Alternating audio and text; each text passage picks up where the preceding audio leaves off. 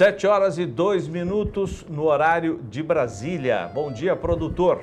Começamos o programa de hoje, quinta-feira, 14 de junho, com imagens do Centro de TV do SBA, Sistema Brasileiro do Agronegócio, onde a temperatura está neste momento na casa de 12 graus. Bom dia, Juliana. Bom dia, Zaidan. Bom dia para você, bom dia a todos de casa.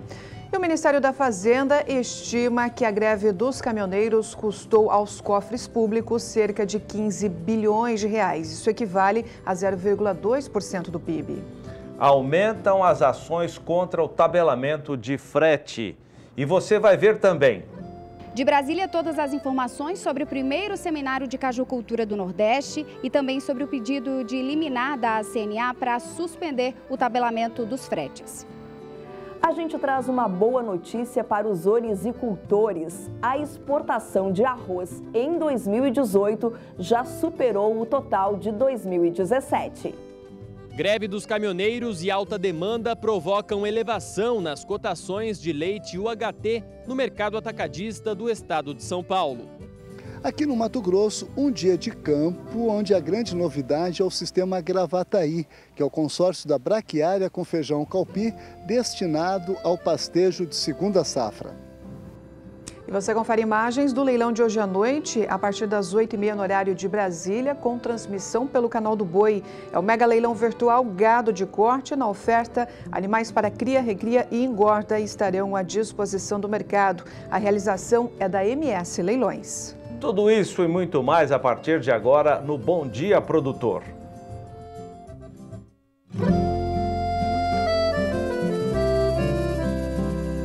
Acorda que o galo já cantou e o sol já vem fazer brotar mais um novo dia. Lenha no fogão, café pra esquentar e a bicharada no quintal. Bota pra molhar, tira leite no curral. Arreia o cavalo, tem gado pra campear.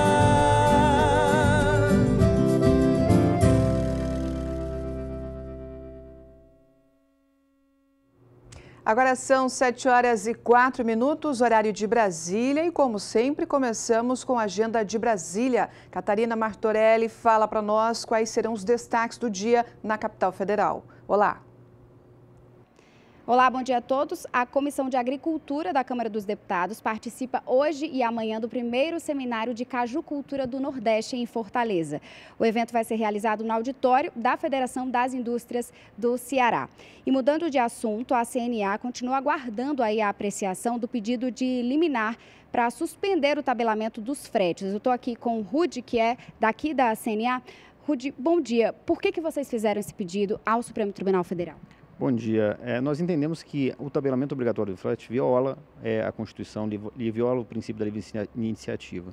Então, ao produtor rural ter que assumir esse custo sozinho, e as negociações todas foram exauridas, a gente resolveu ir ao Supremo Tribunal Federal para garantir uma tutela, para justamente suspender esse tabelamento até que o Congresso Nacional e o próprio Supremo analisem essa matéria. Isso tem prejudicado o agronegócio? Sim, hoje o agronegócio está pagando a conta. Com esse aumento repentino do frete, os valores já pré-fixados, já comercializados, e essa mudança repentina de uma hora para outra, com o tabelamento obrigatório que nós entendemos inconstitucional, está pagando a conta desse impasse. Tá ok, Rudy. Muito obrigada pelas informações. Catarina Martorelli para o SBA. 7h06, o sistema Gravataí, que é o consórcio de braquiárias de segunda safra com feijão calpi, está revolucionando o sistema de integração lavoura e pecuária no Mato Grosso. Veja com Valdir Pacheco. Pesquisadores da Embrapa Agro Silvio Pastoril de Sinop e a Universidade Federal de Mato Grosso, UFMT Campus Rondonópolis, realizaram em Itiquira, no sul do estado, o 4º dia de campo de integração lavoura, pecuária, floresta e agricultura de baixa emissão de carbono do sul mato-grossense, focado no sistema Gravataí, que é um consórcio de braquiárias com feijão calpi destinado ao pastejo. Este é o primeiro consórcio de gramíneas com leguminosas indicado para solos de textura média e argilosa na região do Cerrado. Esta vitrine tecnológica está apresentando uma variedade de opções para agricultores e pecuaristas, principalmente os produtores que trabalham com sistemas integrados de produção agropecuária, como a integração lavoura e pecuária. Então, os nossos resultados eles estão mostrando melhoria nesse solo, melhoria da matéria orgânica, melhoria na disponibilidade de nutrientes, melhoria na microbiologia do solo. Em segundo plano, nós viemos com a parte aérea. Em relação ao ganho de peso dos animais, nós tivemos um incremento de 100 gramas de ganho médio diário por animal, por dia, nos consórcios com o feijão calpi, com a leguminosa. O desempenho animal no estado é de 3 a 4 arrobas por hectare ano. O sistema Gravataí tem mudado esta realidade. Com esses sistemas nós conseguimos atingir de 4 a 6 arrobas em 3 meses, maio, junho e julho. Então, sem sombra de dúvida, já existe um desempenho para a produção animal. Então, o pasto, além de fornecer esse aumento no desempenho animal, houve um aumento na produtividade de soja. Então, sem sombra de dúvida, é um sistema que vai favorecer o solo e essa resposta no solo vai diretamente para o animal. E caso o animal não consuma, isso vai voltar como matéria orgânica e vai favorecer a cultura subsequente, que no caso do estado é a soja. Para o pesquisador Edi Carlos, da UFMT, este sistema é uma evolução do boi safrinha. Testamos uma melhoria, tentamos trazer uma melhoria para o sistema de produção com a inserção de uma leguminosa na fase de pastagem. Com isso, refletindo em aumento na produção animal e também na produção de soja nesse sistema integrado. O calpi é uma leguminosa muito suscetível ao ataque de pragas. Como é que foi o comportamento? Bem, o calpi, com relação a nematóides, ela tem um fator de multiplicação que varia de 1,3 a 13, dependendo da variedade. Então, é um cuidado que tem que se ter, que não pode ser em áreas com alta incidência desse nematóide.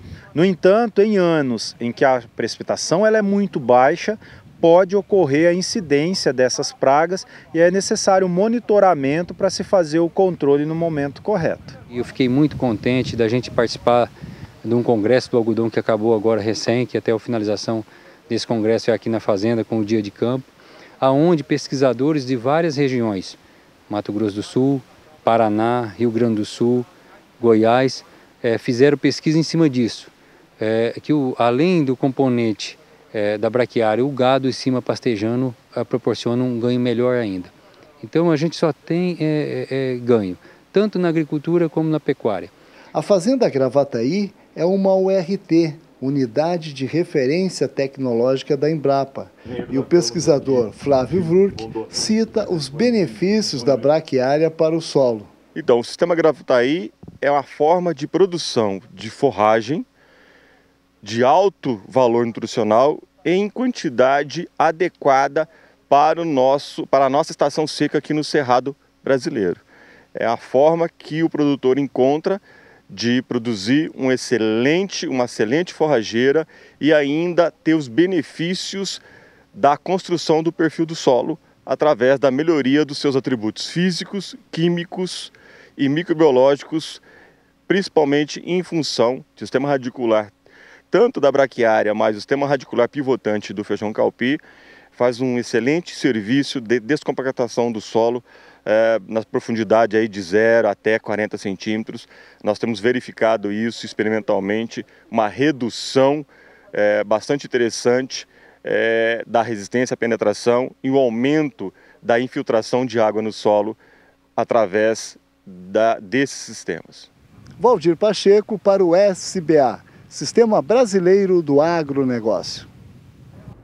E do norte de Mato Grosso, vamos agora saber de algumas informações também no Rio Grande do Sul. Por lá, as exportações de arroz em 2018 já superam o total de 2017. A reportagem é de Annelise Nicolodi. São 592 mil toneladas de arroz exportadas nos 5 primeiros meses de 2018. Em todo o ano passado, esse número chegou a 586 mil. O levantamento divulgado pela Farsul também aponta queda na comercialização de frango e suínos, em decorrência dos embargos sofridos pelos produtos no mercado internacional e pela greve dos caminhoneiros. Mesmo com uma alta na venda de bovinos, o resultado do Grupo Carnes teve uma retração de 27,8% em relação ao mesmo mês do ano passado. Já a soja teve crescimento de 13,8% no valor exportado. A paralisação dos rodoviários teve menos impacto na exportação de grãos, porque a maior parte da soja embarcada já estava estocada no porto. No total, o agronegócio gaúcho comercializou $1,358 bilhões em maio, avanço de 10,8% em relação ao mesmo período de 2017. No acumulado do ano, foram exportados mais de $5 bilhões pelo setor, alta de 23,2% em relação ao ano passado. A China continua sendo a grande parceira comercial do agronegócio gaúcho, respondendo por 45,7% do valor exportado. Em segundo lugar estão os Estados Unidos, com 3,6%, e em terceiro, a Eslovênia. Aqui do Rio Grande do Sul, Annelise Nicolodi, para o SBA. 7h13, aos poucos a gente vai sentindo o reflexo da paralisação nas estradas no agronegócio. Em São Paulo, as cotações do leite UHT seguem em alta. Gustavo D'Angelo. As cotações de leite UHT negociado no mercado atacadista do estado de São Paulo aumentaram nestas 2 últimas semanas. De 4 a 8 de junho, o preço médio do leite UHT fechou a R$ 2,95 mais 78 o litro, alta de 20,37% quando comparado à semana anterior. O queijo mussarela também se elevou, indo a R$ 18,93 o quilo no dia 8, aumento de 8,12% no mesmo período de comparação. De acordo com o CPEA, esse cenário se deve à greve dos caminhoneiros, que comprometeu tanto o fornecimento de matéria-prima aos laticínios, quanto o transporte de derivados aos canais de distribuição. Além disso, a alta demanda pelos consumidores e a falta de estoque também contribuem para esse movimento. Gustavo D'Angelo para o SBA. Agora são 7h14 no horário de Brasília e vamos ver como fechou o mercado do boi gordo. Parece que há uma movimentação positiva nesta quarta-feira. As informações com Iberville Neto. Olá, meu nome é Iberville Neto, eu sou médico veterinário e consultor da Scott Consultoria. O cenário do mercado do boi gordo é de um enxugamento da oferta de animais para abate, após a saída mais concentrada de gado que foi represado durante o período da greve. Então nós voltamos a uma certa normalidade com uma oferta mais moderada, uma oferta modesta, o que é esperado para o período do ano, devido à passagem do período da safra. Então nós estamos entrando gradativamente na entre-safra de maneira mais efetiva. Por outro lado, os frigoríficos eles têm mantido suas compras em níveis relativamente compassados e as programações não estão apertadas, até nem em torno de 3 a 5 dias, dependendo da planta, da unidade. Então, o que nós temos hoje é um mercado relativamente de lado, mas com sinais de que a entre-safra tem chegado sob a ótica da oferta de boiadas. Então, agora fica a expectativa quanto ao desenvolvimento, ao desenrolar da demanda nos próximos dias, lembrando que nós estamos entrando no período de Copa do Mundo, que pode ter algum efeito positivo com alguns churrascos a mais, e isso pode colaborar um pouco com o cenário de escoamento. 7h16. Agora a cotação de ontem, preços para uma boiada comum, à vista e livres de fundo rural. Vamos dar uma olhada, começando pela região sudeste. O Iberville já falou de altas. Foi alta de R$1 no norte de Minas Gerais, naquela região, e alta, ou melhor, queda de R$1 no Espírito Santo. No sul do país, houve uma alta de R$1 no noroeste do Paraná e alta de 5 centavos no quilo pago em Pelotas, no Rio Grande do Sul. Dá uma olhada nas praças de Mato Grosso do Sul e de Goiás. Os números permaneceram inalterados ontem. Vamos lembrar, Juliana, que esse valor é para uma boiada comum. Exatamente, o mesmo aconteceu também na Praça de Mato Grosso, sem alterações. Na região Nordeste, apenas uma mudança, queda de R$1 na arroba no Maranhão. E no norte do país também não houve alterações. Veja agora a cotação do bezerro.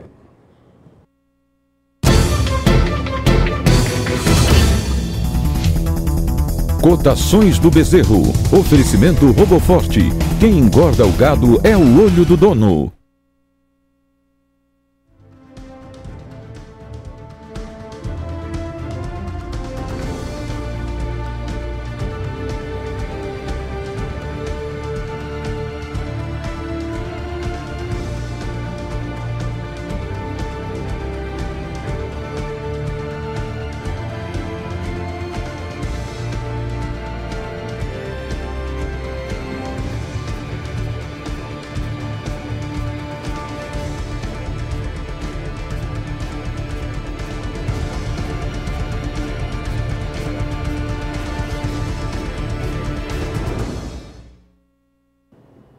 E veja agora destaque da previsão do tempo para os próximos dias na região centro-oeste do país.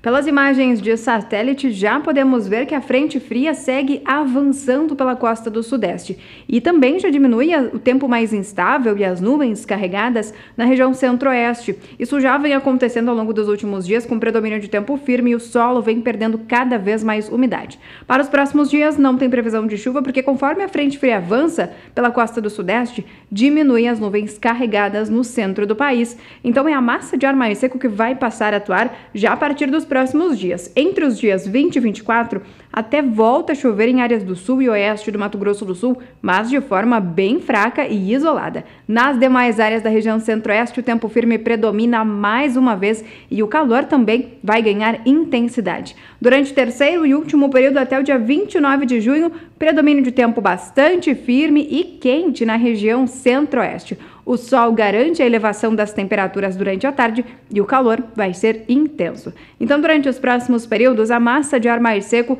vai seguir atuando na região centro-oeste, garantindo dias de tempo aberto e muito sol. Isso vai garantir também temperaturas altas, o que ajuda a diminuir cada vez mais as condições hídricas do solo e prejudica o crescimento dos pastos na região. Muito bem, daqui a pouco teremos previsões também para outras regiões brasileiras. São 7h19, horário de Brasília. O Bom Dia Produtor faz um rápido intervalo comercial. Voltamos em instantes para dar sequência nas informações, sempre apurando tudo o que há de melhor e que está acontecendo envolvendo o agronegócio brasileiro. Voltamos já.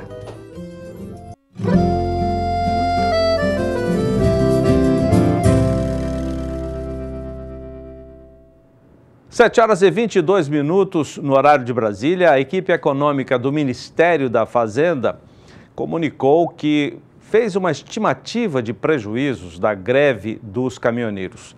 15 bilhões de reais.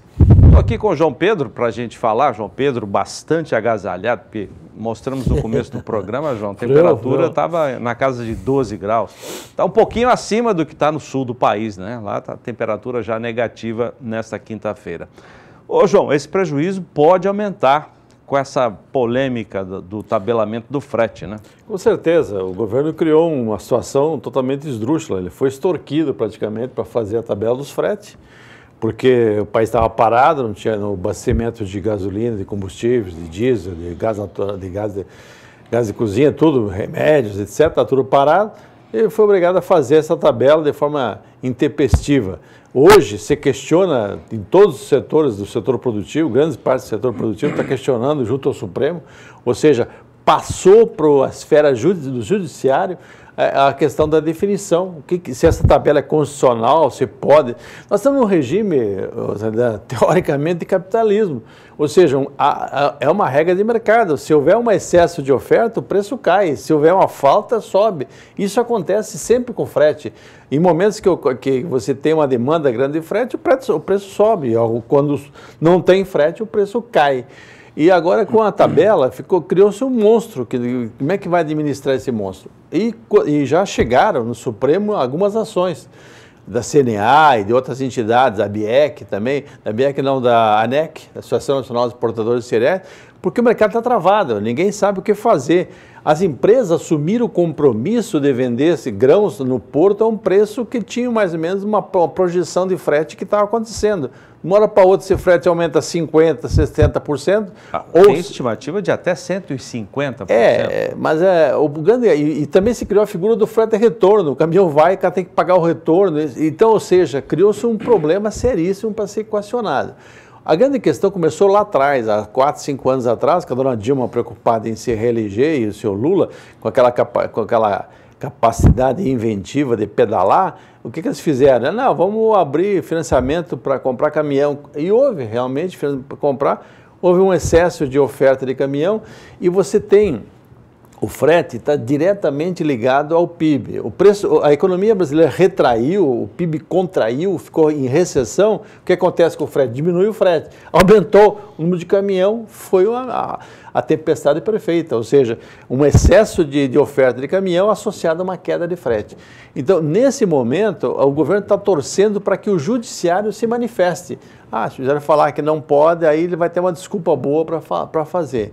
O ministro Fux, que está na mão dele, junto ao STF, ontem, ele solicitou ao presidente da República que se manifestasse. Não sei se o Temer vai ter coragem de falar que foi extorquido, que ele fez a tabela em função da situação do momento que o país estava parado. Não sei se vai ser essa a resposta dele. Associado a isso, ele está consultando. Eu acho que não seria bem uma função do judiciário fazer isso, acho que o governo teria que ter feito isso antes de estourar a greve, ou seja, tentar ver o que podia ser feito. E o judiciário está fazendo isso agora, está consultando o CAD, está consultando várias entidades para ver como ele vai se manifestar o juiz, porque é um assunto que, para quem é especialista no setor, já é difícil. Imagina para um juiz que não tem noção do como é que funciona o mercado de fretes no Brasil. Ô João, o que é pior de tudo isso, e nós demos esse número agora há pouco, estimado pelo Ministério da Fazenda, 15 bilhões de reais, que segundo os técnicos do Ministério, esse valor representa 0,2% do nosso produto interno bruto no período de um ano, que é o nosso PIB. E o que é pior, como eu disse, é que aos poucos os economistas, o mercado, todos nós estamos sentindo a volta daquela boa retomada do nosso crescimento. No ano passado, o PIB teve uma alta de 1%, graças, sobretudo, ao setor do agronegócio, da agropecuária. Os 13% da agropecuária que ajudou a dar 1%. Este ano a estimativa era de um crescimento de até 3%. Do PIB, quer dizer, de 1 pularia para 3%. Uma ótima notícia, né? Uma ótima expectativa. Agora essa expectativa começa a ser cada vez mais frustrada, João. E movimentos como esse, da greve, a novela do tabelamento de preços dos fretes, tudo isso acaba diminuindo ainda mais essa expectativa. Tira a confiança do investidor, tira a confiança do empreendedor no Brasil. Você tira, a exceção de alguns setores como o petróleo, por exemplo, que ainda atrai muito investimento, os demais setores ficam todo mundo retraído. O setor de concessões, por exemplo, que seria importante, já que o governo não tem recursos para investir em infraestrutura, trazer recursos para o setor de infraestrutura, ele fica sem coragem de tomar decisão, de participar, de agir mais para que as coisas aconteçam. E o setor rural, que é o setor que segurou, que fez reverter o país que vinha num crescimento negativo, de recessão, inverter, passar para 1% positivo ano passado, ele também fica preocupado. Tu vê agora, tá para colher a segunda safra de milho, que é a segunda safra de grãos do Brasil, só perde para a soja. E nesse momento, tem produtores em alguns estados tirando soja, colocando em silo bag para abrir espaço para entrar o milho, para poder se passar por secador, passar para limpeza e armazenar. Ou seja, e soja vendida que não é retirada.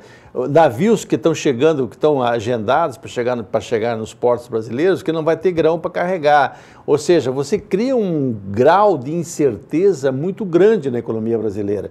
E isso atrapalha. O Brasil é um país que tem baixo teor de investimento. O investimento nosso chega a menos de 16% do PIB. Comparado com uma China que tem quase 40% do PIB em investimento, nós temos menos de 16%. Por quê? Porque o pessoal fica receoso de investir. E o governo, se não houver investimento, você não diminui a taxa de desemprego. Não diminui a taxa de emprego, você não melhora a massa salarial e, consequentemente, aumenta o consumo. Aí o governo faz uns penduricalhos, liberou a cota do PIS/PASEP para ser sacada agora. É uma forma emergencial de tentar botar um pouco mais de recurso na economia para poder rodar. Mas não é assim que se resolve o problema. O problema do Brasil, ele teria que atuar no âmago, no cerne do problema. O que é? É o ajuste fiscal. O Brasil tem um déficit de 140 bilhões de reais entre o que o governo gasta e o que o governo arrecada. Mais os juros da dívida interna, ou seja, é um buraco que só cresce. Isso aí tira a confiança de todo mundo no processo. João, obrigado. Bom trabalho, Zé. Agora são 7h30 no horário de Brasília. Juliana, qual é o nosso próximo destaque? Pois é, Zaidan, aproveitando até o gancho que vocês deram agora durante essa entrevista, ontem foi um dia cheio de repercussões em Brasília. A CNA e também o presidente da Câmara se posicionaram contra, especialmente esse tabelamento obrigatório de fretes. Vamos ver agora as informações com Catarina Martorelli. O presidente da Câmara dos Deputados, Rodrigo Maia, engrossou nesta quarta as críticas à proposta do governo sobre o tabelamento de preços dos fretes. Maia disse que é impossível fechar uma tabela que agrade a todos. A medida provisória, com tabela de preço mínimo dos fretes, fez parte do acordo do governo com os caminhoneiros para colocar fim à greve no dia 30 de maio. Já são 2 tabelas publicadas, cada uma agrada a um grupo do setor e ninguém chega a um denominador comum. A CNA é contra o tabelamento de frete e aguarda um posicionamento da ação que protocolou no STF nessa terça, com pedido de liminar para suspender a tabela em vigor. O relator da ação é o ministro Luiz Fux. A CNA alega que a medida traz prejuízos aos produtores rurais. A produção toda paralisada, não sendo escoada. Então não restou outra alternativa senão a CNA ir ao Supremo Tribunal Federal, buscar um pedido de liminar para suspender esse tabelamento obrigatório de frete, até que possa o Congresso Nacional apreciar a matéria, até que possa o Supremo Tribunal Federal também se debruçar sobre essa matéria. Essa é a segunda ação do mesmo tipo. Na sexta passada, a Associação do Transporte Rodoviário de Cargas do Brasil também entrou com um pedido para declarar inconstitucional a medida provisória. Para a CNA e a ATR, a medida é inconstitucional, um retrocesso, e pode aumentar o custo do transporte em até 152% para o setor agropecuário. Nós entendemos que esse tabelamento obrigatório ele viola a Constituição, por quê? Porque ele viola o princípio da livre iniciativa, ou seja, a livre concorrência. Quem tem que estipular o valor entre o mercado privado é o particular. O Estado não pode intervir nessa relação, senão é sob pena de violar a própria Constituição. A CNI e outras entidades também estudam a possibilidade de ingressar com uma ação do mesmo tipo. Catarina Martorelli para o SBA.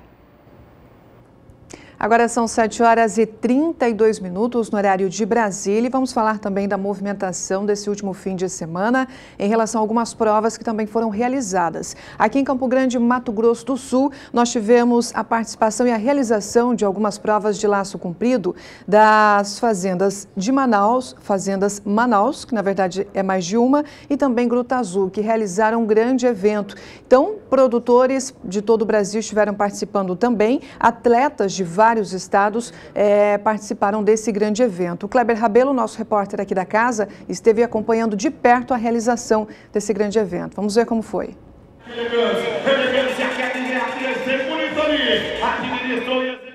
E é no giro do laço e na sintonia com o animal que o atleta de laço comprido faz a aposta, porque a laçada tem que ser perfeita. E a nota depende desses fatores técnicos. Foi assim, com muita habilidade e equilíbrio, que atletas apaixonados por cavalos da raça quarto de milha participaram do primeiro grande prêmio King Horse, organizado pelas fazendas Manaus e Gruta Azul. O evento aconteceu no Parque do Peão, em Campo Grande. e contou com a participação de mais de 100 atletas. E foi justamente a paixão pela raça e pelo esporte que a Patrícia e o Rony resolveram organizar a prova. Eu gosto e me envolvo com todos os esportes equestres, né, porque é uma paixão, principalmente os que envolvem boi, né, os que envolvem o cavalo de boi. Eu acho que isso fascina todo mundo que vem assistir. Inclusive fica um convite para todo mundo que quiser assistir uma prova de laço, uma prova de apartação, ranch short aqui no Mato Grosso do Sul. O movimento é bem grande e vale a pena. No meu caso, é uma coisa que vem de família, desde a época do meu tataravô, passou para o meu bisavô, meu pai está comigo, meu irmão. Provavelmente meus filhos também vão entrar nesse, porque não tem como, isso realmente é uma paixão. Tem gente que começou cedo no esporte. O Davi tem 9 anos, treina desde os 5 e tem o sonho de ganhar a primeira competição. É muito legal de laçar, porque se você consegue acertar, você consegue ganhar um prêmio, tipo você ganhar você laçar tudo, aí você consegue ganhar os prêmios. Você já ganhou algum prêmio? Ainda não, mas vou ganhar ainda. Já o seu Edson é um veterano no esporte, participou de competições até em outros países. Ele começou no laço comprido com a mesma idade do Davi. Hoje ele coleciona vários títulos, ganhou muita experiência, mas na pista ainda sente a mesma emoção de quando ainda era um garoto, sonhando com a primeira vitória. A emoção é muito grande, porque você treina em casa, você tem uma confiança tão grande no animal, né? E chega aqui, ele contribui e você seja um campeão, isso é uma alegria muito forte, não dá nem para se explicar o quanto é bom. A prova de laço comprido é o esporte equestre com mais praticantes no Mato Grosso do Sul. Existem 2 modalidades da prova, o laço comprido convencional e o técnico. Nós estamos acompanhando aqui uma prova técnica, onde detalhes como a concentração do animal, desde a saída do brete até a finalização da prova, são avaliados. É diferente do laço normal, em que depende somente do cavaleiro. Quando você tem um laço técnico, é um conjunto. Você tem que ter um cavalo que tem um muito bom treino, ele é um cavalo bem treinado, e tem que ter um calcense de ler o boi fácil e ter uma técnica que este cavaleiro ensinou esse cavalo ao longo de 1 ano e meio de treinamento. O primeiro grande prêmio King Horse é uma prova oficializada pela Associação Brasileira de Criadores de Cavalo Quarto de Milha. Os animais vencedores recebem pontuação no ranking da BQM. Em agosto, as fazendas Manaus e Gruta Azul realizam outro evento, o leilão King Horse Sale, que vai acontecer durante o Campeonato Nacional de Laço Comprido. Bom, todos convidados para o leilão King Horse Sale, promovido pela Fazenda Gruta Azul e Fazenda Manaus, que vai acontecer aqui no CLC, dia 3 de agosto, durante o Potro do Futuro e Campeonato Nacional do Laço Comprido. Vamos para mais uma edição do leilão, a tropa está sensacional, a gente selecionou animais assim, a ponta do dedo, entendeu? Para poder disponibilizar para o Brasil inteiro, criatórios do Brasil, não só para competidores ou para proprietários, mas também para criadores. Né? A tropa está muito bem selecionada, a gente espera um leilão muito bom, porque a gente mudou de localização, nós vamos fazer durante a Nacional e o Potro Futuro do Laço Comprido, aqui em Campo Grande, durante esse campeonato, que vai ser o leilão vai ser no dia 3 de agosto, a partir das 20 horas, com transmissão pelo Agrocanal. 7 horas e 37 minutos no horário de Brasília, a Embrapa Gado de Corte promoveu um curso de capacitação para técnicos e pesquisadores que atuam nos sistemas de integração lavoura, pecuária e floresta. Veja no quadro Tecnologia e Produção.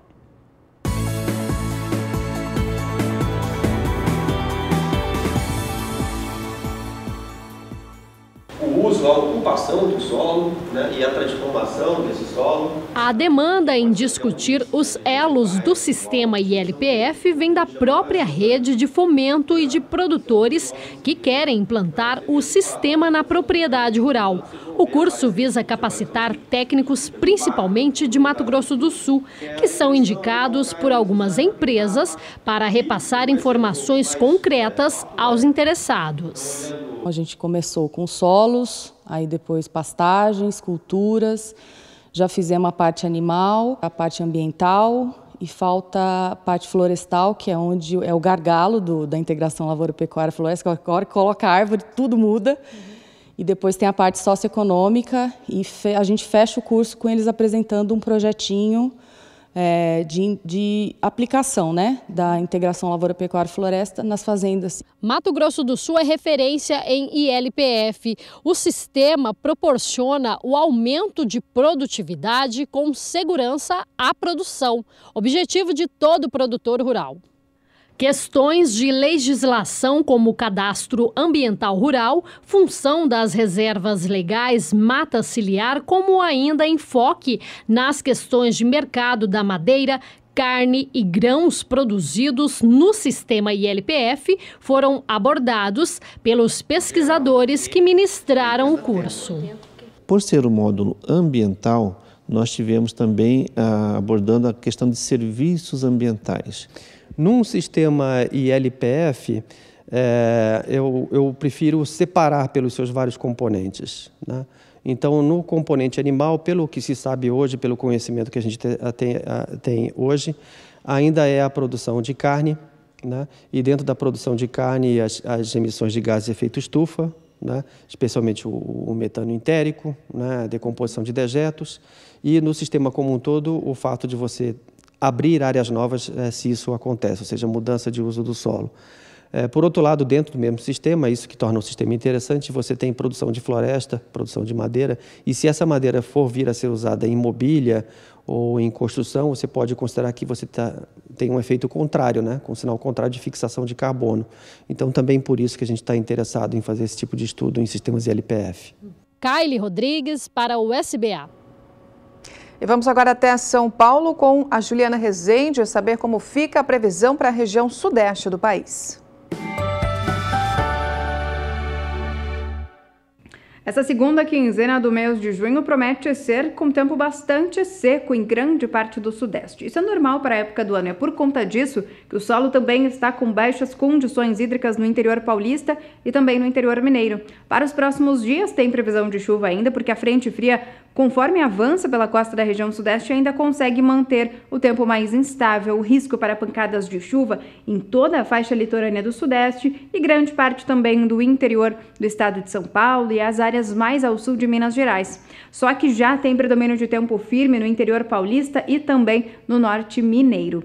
A partir do próximo período, conforme a frente fria afasta da região sudeste, o tempo firme volta a predominar em praticamente toda a região.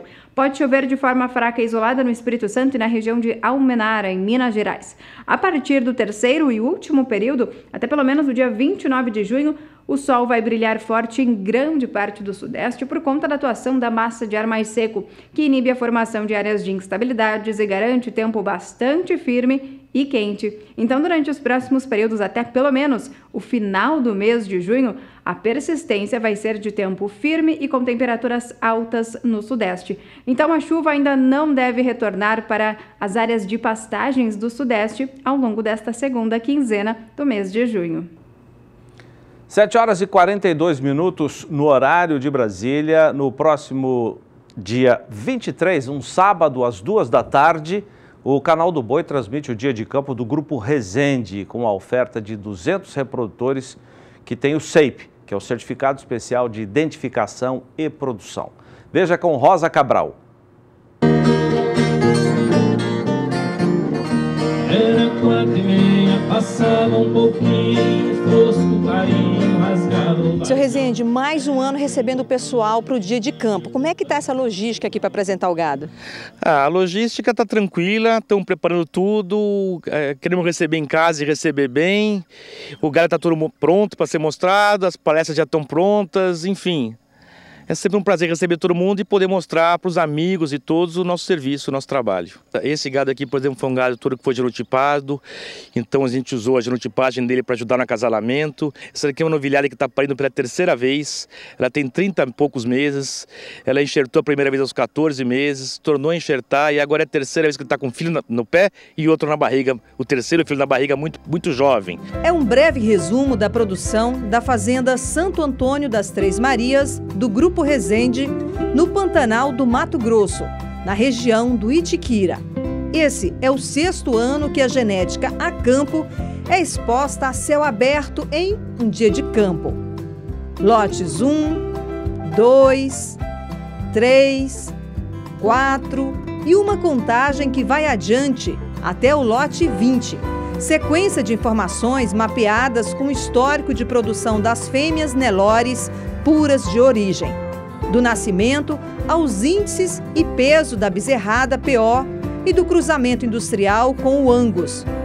Mais de 60 anos de seleção que por algumas horas estão ao alcance dos convidados que, em comboio, apreciam a vitrine de genética. A parte de genética é essa que vocês estão vendo aqui. E o que quis mostrar para vocês o tempo todo com o Ademir, esse trabalho muito bem feito dele, é essa quantidade que está aqui de animal novo, precoce. E o bom mesmo é chegar mais perto e apreciar a precocidade, que desfila entre as palmeiras do Cerrado, o Buriti. As multíperas são do último lote do percurso. Apresentam seus altos índices de resultados. A seleção do Grupo Resende compõe uma tabela de 15 mil fêmeas em reprodução, com identificação e avaliação individual. Por ano, são descartadas 3.500 fêmeas. É a chamada pressão de seleção. No plantel fica só o que é bom. Bom exemplo da pecuária com tradição e pioneirismo para os criadores. Ele está nessa experiência já há muitos anos, eu estou acompanhando, eu sou vizinho dele de fazenda aí, e cada vez que vem aqui eu me surpreendo mais com o trabalho dele. É um gado que realmente ele tem uma seleção bem apurada já, né? A oportunidade de aprender um pouco mais da seleção também nas palestras. O zootecnista Daniel Carvalho falou de genética, instrumento de produtividade. Segundo ele, independente da raça, a genética é o primeiro insumo de um plantel.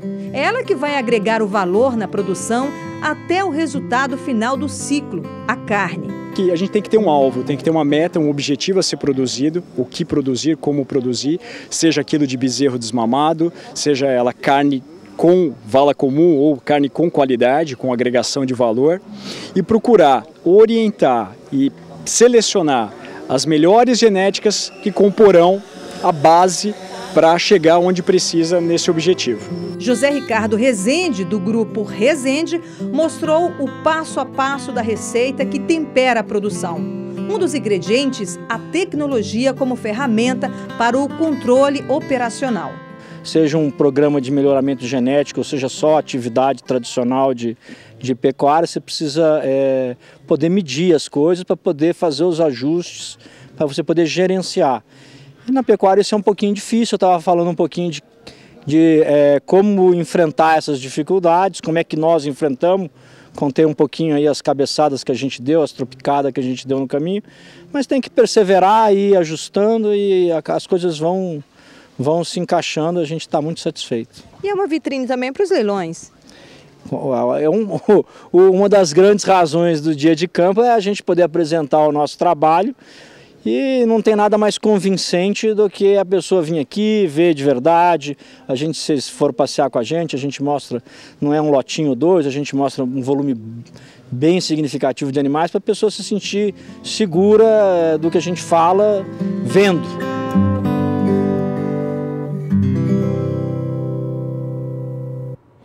7h47, vamos para o intervalo com imagens do gado que será ofertado hoje à noite aqui pelas mãos da MS Leilões. Gado filmado em Mato Grosso do Sul. Tá vendo a Nelorada, a bezerrada? Hoje à noite, 8h30 no horário de Brasília. Voltamos já.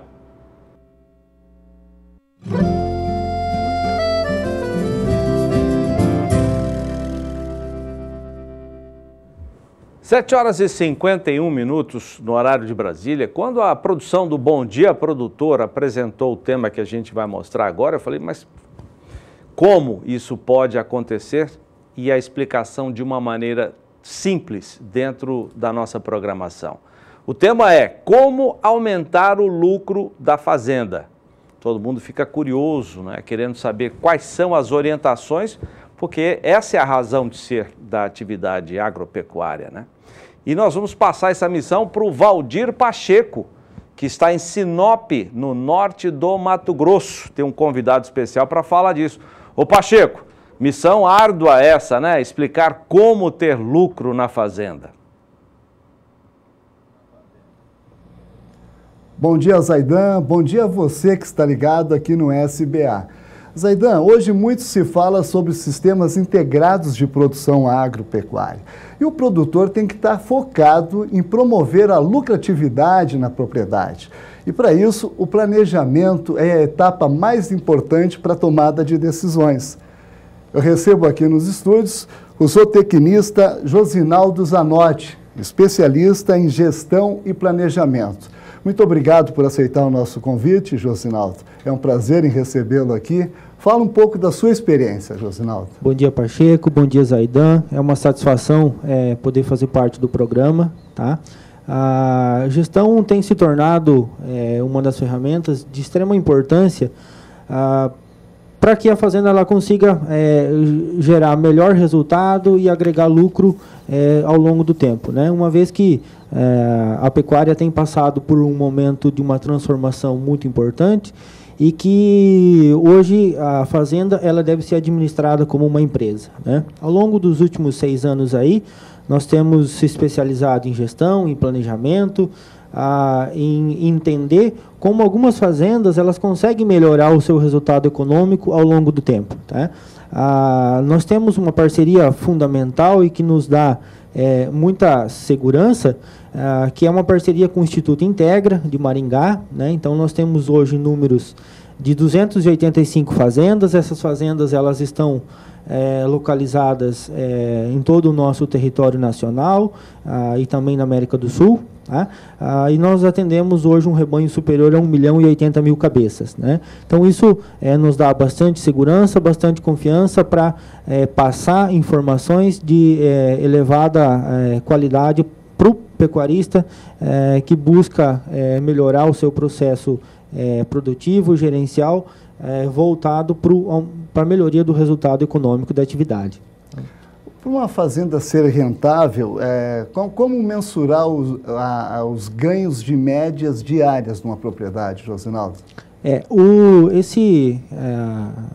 O ganho médio diário, na verdade, ele é um dos indicadores que tem o maior impacto no custo de produção da arroba, tá? Então, ou seja, eles são números que eles estão intimamente correlacionados com o que a fazenda gasta, tá? De forma geral, quando a gente pensa numa fazenda de cria, por exemplo, com base nas informações que nós temos dessas 285 fazendas, nós observamos que, pelo menos, quando a gente olha os 30% das fazendas mais rentáveis, pensando exclusivamente na cria, quando nós comparamos o desempenho global dos animais durante todo o ano, tá?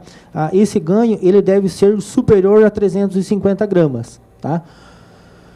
Quando nós extrapolamos isso para uma fazenda de ciclo completo, ou seja, aquela fazenda que produz o bezerro e vende o animal para o frigorífico, o animal gordo, esse ganho ele deve ser superior a 450 gramas. Tá? Lembrando isso, considerando que os animais eles estejam durante todos os meses da safra, considerando o período de chuva e o período de seca. Tá? E quando nós observamos e acompanhamos as fazendas exclusivamente de recria e engorda, esse ganho ele deve ser superior a 550 gramas. Tá? Isso para que a fazenda ela consiga ter uma sustentabilidade econômica ao longo do tempo. Josinaldo, o que as fazendas lucrativas têm em comum? De forma geral, tá? Quando nós fizemos um estudo aprofundado e detalhado, exclusivamente nessas fazendas que mais ganham, quando eu falo em ganho, que mais ganham na casa de 400, 500, até R$1.000 por hectare. Tá? Essas fazendas têm uma equipe que é voltada para cumprir metas. Tá? Então, ou seja, são aquele gerente, é aquele campeiro, é aquele tratorista que ele acorda de manhã pensando no que ele tem que fazer durante o dia, entendendo qual vai ser o resultado disso, e tudo isso é baseado em meta. Tá? Não de forma não simplista, mas essas metas, elas sempre estão elencadas com uma parte produtiva, financeira e operacional. Tá? Por quê? No planejamento, quando se coloca para uma equipe, para um gestor, uma meta de execução de uma reforma de pasto, por exemplo, isso, essencialmente, ele deve estar amarrado com um planejamento de fluxo de caixa. Tá? Porque, às vezes, a fazenda ela gostaria de produzir mais, de melhorar, porém, o que limita ela é caixa. Tá? E, ao contrário, também é verdadeiro. Às vezes, a fazenda tem um potencial de caixa que ele até pode ser desconhecido, tá? E isso, quando fica esse número escancarado ao dono, ao gestor, se percebe que a fazenda tem um potencial produtivo e de agregar resultado de forma sensacional. Quais são os indicadores de maior impacto numa fazenda, no lucro de uma fazenda? Boa. De forma geral, quando a gente olha os números mais importantes, nós percebemos que o que tem maior impacto no lucro, né, desembolso cabeça-mês, então, ou seja, tudo que a fazenda gasta com nutrição, com sanidade, com mão de obra, com administração, com manutenção de infraestrutura de forma geral, com pastagem, com parque de máquinas, tá? Tudo isso por cabeça-mês, tá? O ganho médio diário, como a gente já falou no começo, é um outro indicador que tem a correlação com o custo de produção, tá? O valor de venda, tá? Que esse é o que determina o faturamento da fazenda, tá? E a lotação. Então, ou seja, quantas cabeças a fazenda consegue colocar por hectare. Ora, quando a gente tem a lotação e ganho médio diário, fica mais fácil de começar a entender os números da fazenda, tá? Porque nós já conseguimos calcular quanto a fazenda produz por hectare ano. Se nós sabemos o custo, o valor de venda, tá? Então é natural que já se consegue saber qual que é o faturamento, tá? E o desembolso cabeça-mês, então, aí que vem desse detalhamento das despesas, a gente consegue medir o resultado da fazenda. Ok, Josinaldo. É muita informação, é uma pena que o nosso tempo é curto, né? Teria muita explicação, muita coisa para ser colocada. Agradeço a sua participação, ok? Muito obrigado. Nós que agradecemos e estamos à disposição. Obrigado. Obrigado. Acabei de conversar com o zootecnista Josinaldo Zanotti, especialista em gestão e planejamento. Voltamos a Campo Grande. Zaidan. Valeu, Pacheco, obrigado. Fala para o Josinaldo que sempre que ele tiver um tempo entre as viagens dele, para falar contigo aí, porque essas informações não param, né? Tem muita coisa para a gente falar sobre como ter lucro na fazenda. Hoje foi especificamente para propriedades de pecuária de corte, mas tem as propriedades de agricultura e tantas outras atividades na fazenda. É um tema que não se esgota, viu, Pacheco? Obrigado pela sua informação, pela entrevista direto de Sinop, no Mato Grosso. Agora são 8 horas no horário de Brasília, nós vamos para um intervalo comercial? Não? Juliana, com você. Pois é, já que estamos falando sobre como obter lucros dentro da propriedade, vamos falar também da suplementação mineral, que é indispensável em todo o processo de criação do rebanho. O pecuarista sabe muito bem disso. Vamos conhecer uma das opções que a Virbac colocou no mercado à disposição para auxiliar muito bem o pecuarista nessa hora. Veja só. O Fosfosal é um suplemento mineral da empresa Virbac. E olha só, ele complementa a suplementação que é servida no coxo. Eu estou com o médico veterinário da Virbac, Giovanni Pastre, ele que explica um pouco mais sobre a utilização deste produto. Giovanni, por que é importante fazer essa utilização injetável para a melhoria do rebanho? Então, quando a gente tem a suplementação normal, que é via oral, a gente tem vários tipos de suplementos disponíveis, né? Tem suplementos com diferentes níveis de minerais, de acordo com as categorias de maior exigência. Onde que entraria o Fosfosal? Ele entra como um complemento injetável. Por que a gente vê importância nisso para melhorar o desempenho? pelo fato de que quando a gente tem um rebanho normal, aí vamos pensar que a gente tem lá 100 cabeças, quanto de mineral oral está comendo cada animal desses dentro do rebanho? Muitas vezes a gente não sabe, a gente sabe a média de consumo do lote, mas a gente não consegue ver individualmente quanto cada animal consome, né? E estudos mostram que tem uma variação muito grande desse consumo. Então a média preconizada seria em torno de 70 a 80 gramas de um suplemento, e a gente tem animais aí que comem em torno de 140, 130 gramas, que são geralmente animais mais dominantes no lote, enquanto que animais mais fracos acabam não tendo um acesso ao coxo e acabam ingerindo uma quantidade baixa. E isso limita o ganho de peso deles. Então, quando a gente é para ter um desempenho mais uniforme, muitas vezes a gente não consegue pelo fato de que a gente não tem esses animais ingerindo a quantidade adequada de mineral via oral. O fosfosal ele já está no mercado, né, Giovanni? Os produtores têm utilizado?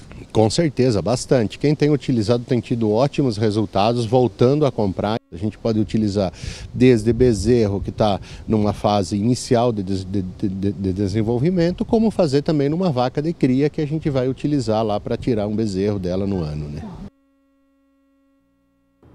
Pois é, agora nós vamos pegar carona em uma reportagem feita pela Rosa Cabral, nossa repórter aqui do SBA, juntamente com o cinegrafista Sirene Coelho.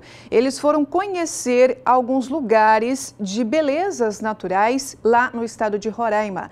E nós vamos conhecer especialmente, vou até ler aqui para não falar errado, a Serra do Tepequém, que fica na região de Amajari. É um paraíso natural aí ao norte do Brasil, que foi muito explorado, inclusive por garimpeiros. Vamos ver essa curiosidade agora na reportagem.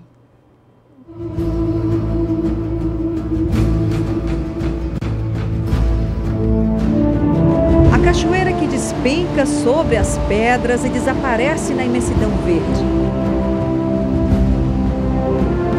Qual é a história desse lugar?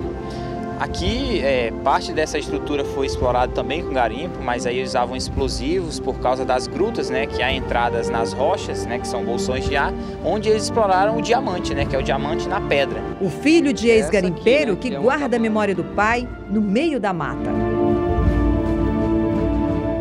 Ela tem aproximadamente quase 30 anos, essa cabana, né, bem rústica, onde a gente guardava nossos instrumentos de garimpo, né, ainda tem algumas ferramentas que é típica do garimpeiro.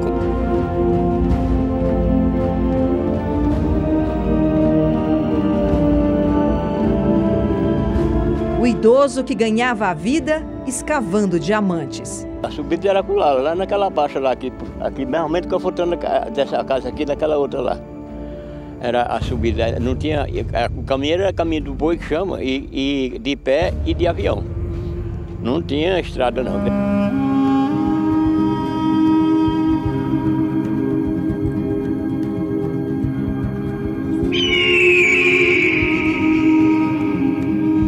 Para garimpar essas histórias, saímos de Boa Vista, estado de Roraima, pela BR-174, que liga o Amazonas até a Venezuela.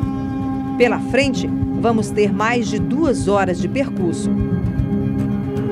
A primeira parada, apreciar o encontro de 2 rios. Divisa da capital Rio Branco com o município Amajari, esse é o rio Uraricuera.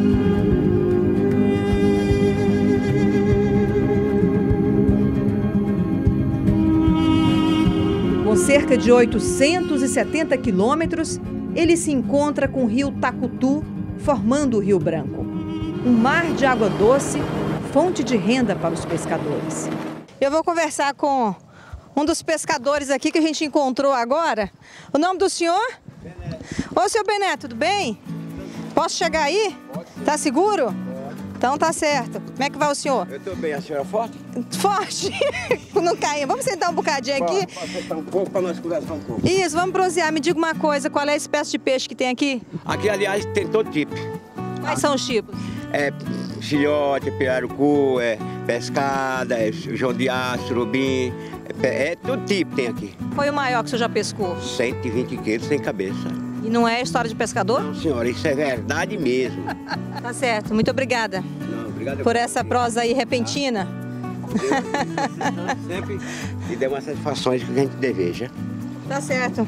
Boa sorte pro senhor. Vamos aqui agora tentar. Tá tudo certo aqui, ó. Pensaram que eu ia cair, né? De jeito nenhum. Bora!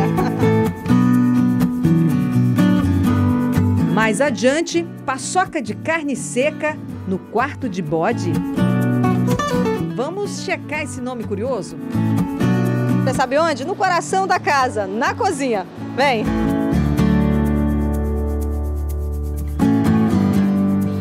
Meu pai veio da fazenda e montou o comércio aqui e foi um dos primeiros que fez a paçoca aqui no estado de Roraima para poder vender, né? E agora esse nome curioso, quarto de bode?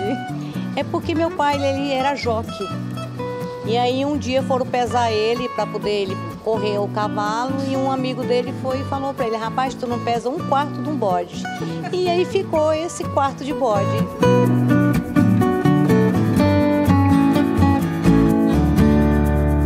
Exposta ao sol num sistema bem sertanejo, a carne fica durante 3 dias estendida no varal.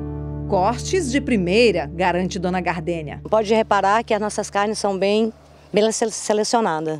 Quantos quilos em média a senhora utiliza por dia aí nessa produção? De paçoca? Sim. Na base de 30 quilos, 25, 30 quilos por dia. Passa tanta gente por aqui assim? Passa sim. Consome isso tudo no dia? Consome. Vamos lá comer aquela paçoca bem quentinha, gente. Ai, meu pai, vamos lá. O cinegrafista Sideni Coelho está até nervoso agora. Chegou a minha vez de degustar a paçoca. Eu vou sentar ali, que agora eu vou dar um tempinho, tá bom? Bem sequinha. Essa farinha também é uma farinha grossa, diferente de várias regiões do Brasil, né? Que é aquela farinha mais fina. Mas é muito boa.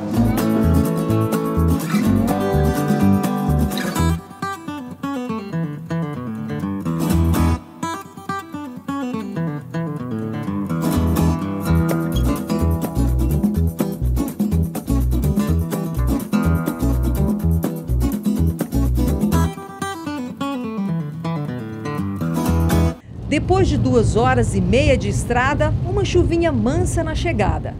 Estamos no território da Serra do Tepequém, município de Amajari. E aí está a majestosa Cachoeira do Paiva. A região é explorada por turistas, uma aventura lá nas alturas. Aqui a altitude dá uns 600 a 700 metros acima do nível do mar. Meu pai. E o penhasco aqui de 80 a 100 metros. É muito alto.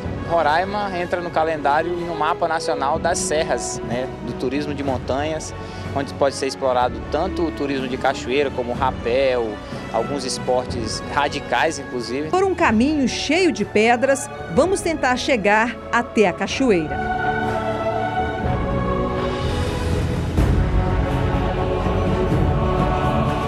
E a escadaria sempre foi de pedra? Não, ela inicialmente era só ladeira, depois foi feita de madeira, mas por conta da chuva e da umidade acabou tendo que fazer parte dela de pedra.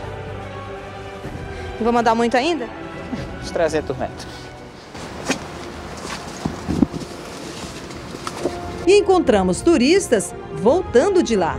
Hoje a água não está tão boa para banho, né? Acabou de chover e o fluxo de água está muito grande e com muito pedregulho. Vamos adiante? O nosso guia Adriano Calisto avisa que não é tão simples, tem mais esforço físico.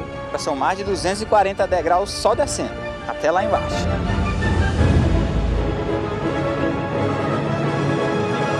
Gente, que sensação maravilhosa! E chegar até aqui e sentir essa brisa gostosa, meu povo. Sensação térmica aí de 24 graus. Não tem preço. Alguns obstáculos que a gente enfrenta no caminho, mas que vale muito a pena. É uma contemplação. Calisto, isso é um brinde para os olhos. O calor que a gente está suando descendo as escadas, olha isso, paraíso.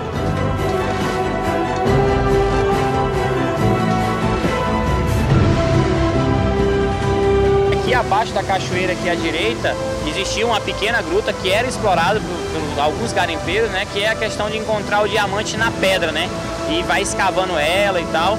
Só que aí, com o longo do tempo, acabou que fechando a boca por conta das pedras, né, que foi se deslocando e tal. E hoje a entrada dessa gruta ela é fechada, né? E há uma grande possibilidade de se encontrar ainda diamante nas pedras, nas rochas, né, dentro dessa caverna. Porém, é claro, ninguém se arrisca mais, né? Não mais. É possível navegar nesses vapores por mais de 700 quilômetros a partir de Manaus. Faz muito tempo dessa exploração. 14 dias. A Serra do Tepequém teve um dos maiores garimpos de diamantes da América Latina. No passado, homens da região e de outras partes do Brasil exploravam as terras. O alvo eram os diamantes. Para os garimpeiros, o sonho da riqueza foi encerrado em 1989 com a proibição da extração. Seu José é desse tempo. Ele tinha 24 anos quando começou a caça por pedras preciosas. Diz que já garimpou muitos diamantes. E aos 81 anos, ainda vivendo em Tepequém, as riquezas conservadas são o bom humor e as lembranças. Quando achar muito diamante, deve ser uma alegria total, não tem coisa melhor não.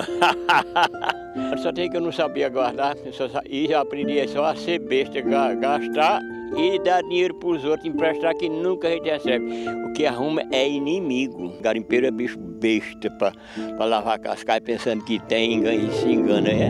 A vida é assim, né? E hoje o que o senhor tem? Eu tenho essa sabedoria, sou concursado, rapaz.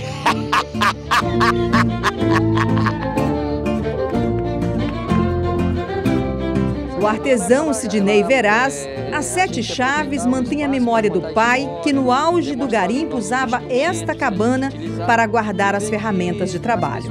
Que era usada no boi de carga, né? Quando era para subir a serra, que não tinha Toyota, não tinha carro, colocava isso no lombo do boi, que era para botar as cargas.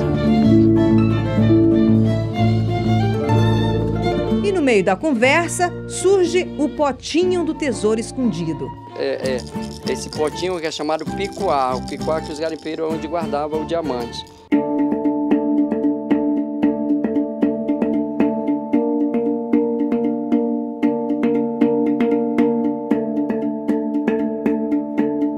Esse diamante ele tem aproximadamente 50 pontos, meio quilate.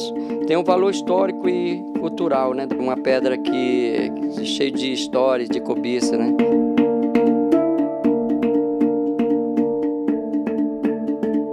A busca dos garimpeiros pelas pedras preciosas desenhou marcas na natureza. Na paisagem, os porções surgem no meio da mata.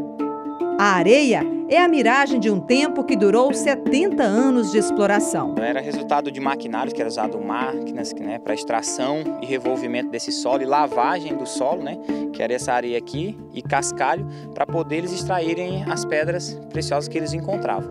E eram muitos garimpeiros? Muitos, centenas às vezes de garimpeiros, mas espalhados sobre toda essa estrutura da serra que a gente pode ver abaixo da montanha aqui, tudo isso aqui ao redor eram garimpeiros trabalhando.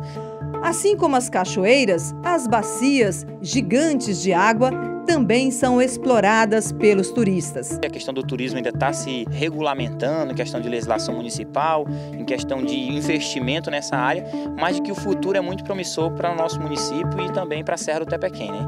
Porque é uma forma de gerar renda. Tem uma profundidade muito grande, às vezes 4, 5 metros, mas esse aqui não chega mais do que 2,5 metros, 3 no máximo. E eu vou ficar de fora? Não. Em nome da reportagem, literalmente um mergulho na história do que já foi o garimpo de Tepequém. Vamos lá. 3, 2...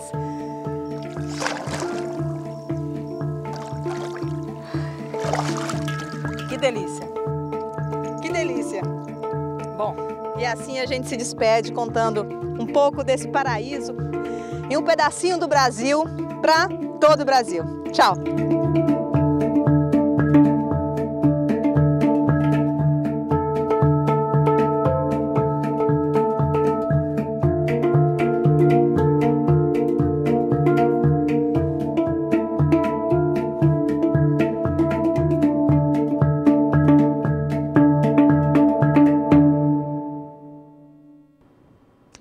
Parabéns, Rosa Cabral, Sideni, belíssima reportagem, conhecendo um pouco mais do que o nosso Brasil consegue oferecer em termos de belezas naturais.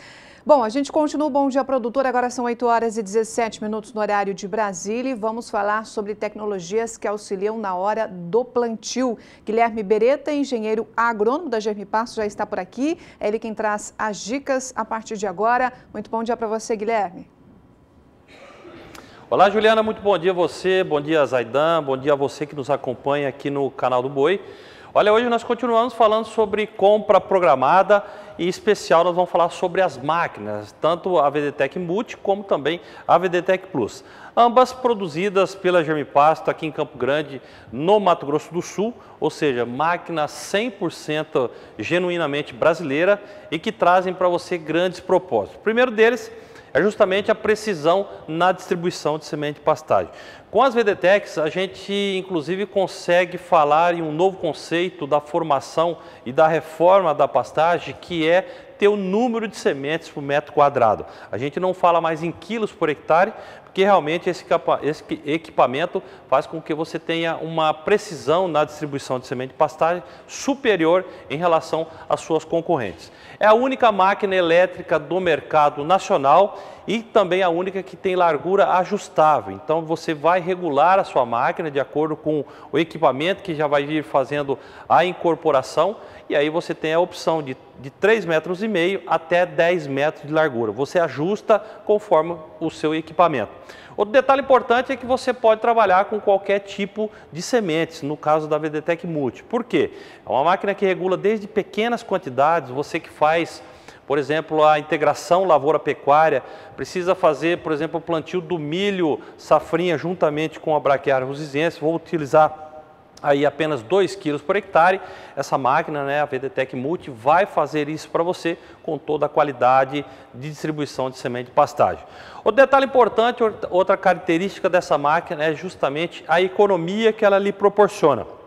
Por ser uma máquina elétrica, nós conseguimos acoplá-la tanto na dianteira como na traseira do trator.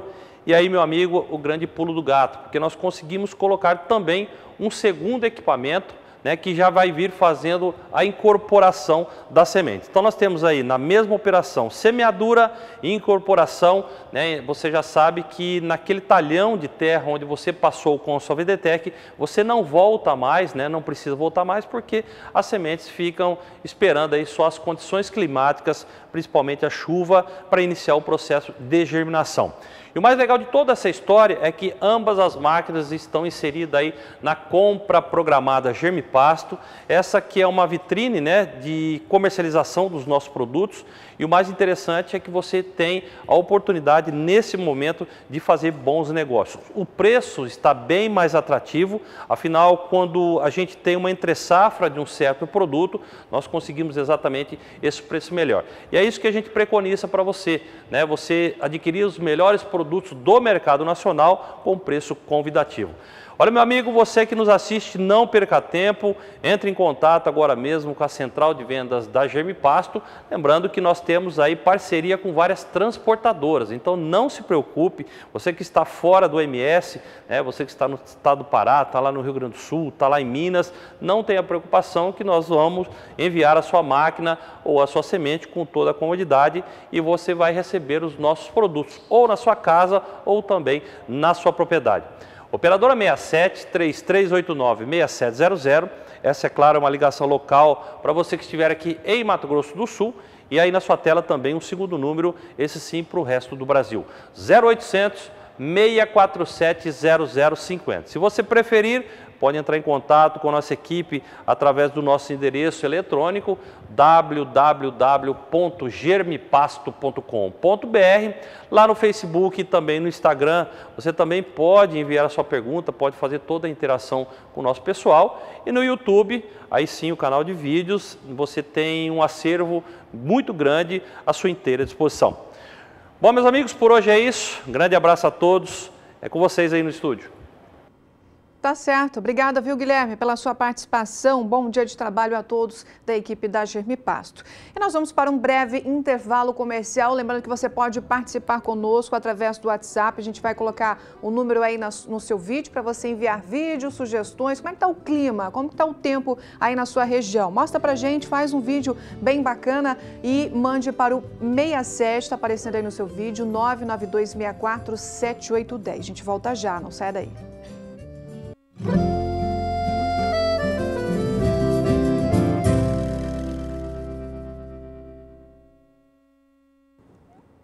8 horas e 27 minutos no horário de Brasília. Destaque agora para o Rio Grande do Sul. Produtores de arroz, o estado é o principal produtor do cereal, estão tendo dificuldades para escoar a safra, assim como tantos outros produtores de grãos do país, tudo em função de um problema apenas: o custo do frete. Informação da Federarroz, que é a Federação dos Produtores de Arroz do Rio Grande do Sul, que nós recebemos agora há pouco, dão conta de que antes da greve o frete ficava em torno de R$ 2,20. Vamos esclarecer melhor isso já já. Agora está R$ 4,50, ou seja, mais de 100%. Isso tem feito com que o produto não escoe. Nós vamos conversar pela internet com o vice-presidente da Federarroz, o Alexandre Velho, que está em Porto Alegre neste momento. O Alexandre, muito bom dia, tudo bem aí? Bom dia, tudo tranquilo, à disposição. O Alexandre, esse valor 2,20 e agora 4,50 se refere a quê? O preço do frete, mas relacionado a quê? Nós temos a oportunidade atualmente de fazer exportação de arroz em função do câmbio e também do preço, do patamar de preço que está hoje o grão aqui no Rio Grande do Sul. Então nós temos a opção da exportação. O que acontece é que o produtor ele não consegue mandar o seu arroz para o porto de Rio Grande para embarcar no navio em função de um aumento de 100% no preço aí do frete, que passou de R$ 2,20, R$ 2,30 para R$ 4,50 hoje para o produtor levar este arroz até o porto. Então isso realmente travou os negócios, nos preocupa muito porque nós tínhamos na exportação uma esperança de reação também no mercado, que a indústria acabasse acompanhando aí e elevando um pouco os patamares de preço que hoje estão ainda abaixo do custo de produção aqui no Rio Grande do Sul. Esse valor que você citou, Alexandre, é o quilômetro? Não, seria R$ 2,20 por saco para se fazer, então, este trajeto aí, no caso do município de Camaquã, até o porto de Rio Grande. É um frete em torno aí de 250 quilômetros aproximadamente. Tá certo. O Alexandre, quais são as ações da Federarroz contra essa política de tabelamento de preços do frete? A Federarroz, assim como outras entidades do Brasil, entrou então com uma ação na justiça no sentido de defender os produtores de arroz. Nós, no começo dessa greve, nós tínhamos aí uma consciência que era justa a causa aí da questão do óleo diesel, até em função que a lavoura de arroz faz um uso muito grande desse produto, e realmente o preço do óleo diesel chegou a patamares aí impraticáveis. Isto foi atendido pelo governo, e porém a greve ela se estendeu, na nossa visão, mais do que deveria. Houve inclusive uma orientação da Federarroz para as suas associações, no sentido de que deveríamos parar com o movimento e voltar ao trabalho. Tínhamos consciência que a continuidade deste movimento iria prejudicar os negócios, o que realmente veio a acontecer. Aos poucos, as cadeias do agronegócio começam a contabilizar os prejuízos causados pela greve, né? Os arrozeiros já têm alguma estimativa de perdas?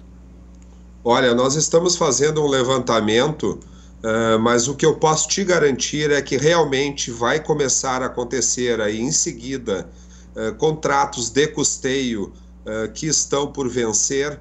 O produtor, em função de não ter conseguido enviar este produto para o porto e para algumas indústrias, ele não vai receber, então, por este arroz e pode vir a atrasar algumas parcelas dos custeios. Nós estamos entrando em contato com os bancos, já fizemos uma reunião com o Banco do Brasil.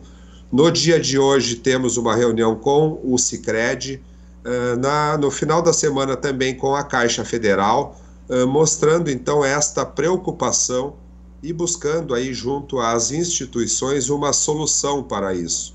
Não é culpa do produtor que ele não consegue enviar então o seu produto.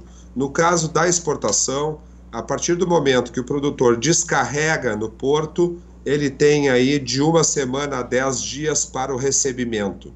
Então é urgente se achar uma solução para essa questão aí dos fretes, para que nós possamos então viabilizar os negócios. Hoje, como é que está o cumprimento dos contratos de compra e venda? Esses contratos estão atrasados, o cumprimento deles.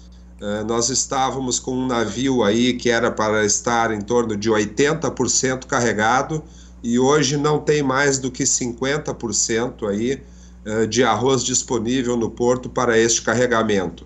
Então isso nos preocupa, nós temos consciência que tem um custo muito grande também, tanto do porto como das trades que fazem o negócio, então estamos preocupados que isso venha aí a atrapalhar e talvez até inviabilizar algum negócio. A Federarroz tem ido a Brasília, qual é o teor dessas conversas?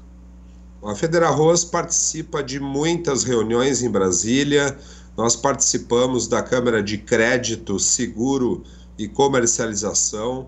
A Federarroz ela é a única entidade do Rio Grande do Sul que participa desta Câmara. Esta Câmara trata não só de arroz, mas de vários produtos, aí, vários grãos brasileiros. A Federarroz também ela participa da Câmara de Insumos, então que trata aí dos fertilizantes que são usados na cultura. A Federarroz ela trabalha, obviamente, na Câmara Setorial Nacional do Arroz, junto com outras entidades, e nós participamos ativamente aí da formação do Plano Safra e com relação também à parte de seguros, que é uma parte que eu tenho me dedicado bastante a pedido do presidente da Federarroz. Então, nós temos uma preocupação muito grande aí, que nós tenhamos taxas de juros mais compatíveis com a atividade. Nós temos consciência que esta taxa de juro praticada no novo Plano Safra, embora ela tenha uma queda, ela é ainda cara para a atividade, em função principalmente dos vários subprodutos que se carrega junto quando se toma um custeio. O banco normalmente ele pede um seguro, ele pede uma reciprocidade, enfim, é um pacote de produtos aí hoje para o produtor ter acesso ao crédito oficial, onerando então de forma significativa esse empréstimo, saindo então dos patamares aí de 7%, que deve ser entre 7% e 7,5% o juro de custeio do arroz, para aproximadamente aí 11%, 12%, se nós colocarmos juntos aí todos esses penduricários, digamos assim, que eu mencionei. A federação já manifestou isso oficialmente, essa queixa? Sim, com certeza. Isso é mencionado nas reuniões que nós fizemos com o Ministério da Agricultura. Temos um ótimo relacionamento com o MAPA. O secretário Neri Geller fez um grande trabalho, o ministro Blairo também nos atende sempre que vamos lá, e agora o Wilson Araújo, em função do Neri Geller ter se afastado para as eleições, o Wilson Araújo está dando continuidade a este trabalho, e nós temos aí toda a abertura para conversar aí estes aspectos que envolvem a cultura do arroz e preocupam os produtores, principalmente aqui do Rio Grande do Sul, que detém 70% do arroz brasileiro. É, uma participação fundamental, a gente agradece a vocês, produtores de arroz. porque o Brasil tem essa grande produção do prato nosso de cada dia, né? Alexandre Velho, vice-presidente da Federarroz, muito obrigado pela sua entrevista aqui. Bom trabalho para vocês aí. De nada, sempre à disposição. Um abraço para vocês, bom trabalho. Obrigado. Juliana? 8 horas e 37 minutos no horário de Brasília. Fique agora com o destaque da previsão do tempo para a região sul do país.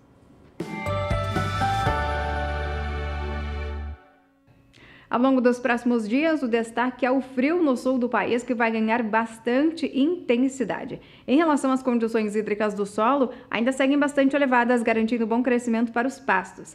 Mas nos próximos dias é o tempo firme que já vai predominar, pode chover no Paraná somente de forma bem fraca e isolada. Mas é nesses próximos dias que o frio vai ganhar muita intensidade. As temperaturas no início do dia, nas áreas mais altas dos 3 estados, pode ficar próxima de 0 grau. E no interior gaúcho, a mínima fica em torno de 2 graus apenas. Nessas áreas, tem risco para geada que pode ainda afetar os pastos. No decorrer da próxima semana já volta a chover no sul do país. O Rio Grande do Sul é o estado que recebe as pancadas mais fortes de chuva e o acumulado maior, ficando em torno de 30 milímetros. Santa Catarina e Paraná voltam a receber chuva, mas de forma bem mais fraca e mal distribuída. Agora o frio perde intensidade. As temperaturas ao amanhecer já ficam em torno de 9 a 10 graus e grande parte do sul do país já sem riscos para geada.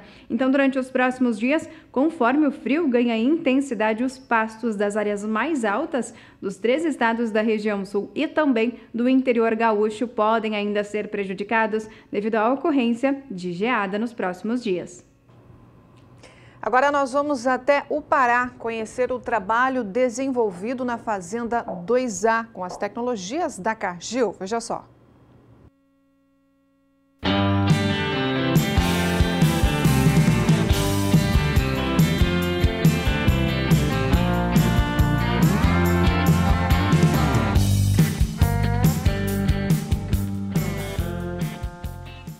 Essas imagens que você acabou de ver são aqui da Fazenda 2A, que fica na região de Honório Serpa, no estado do Paraná.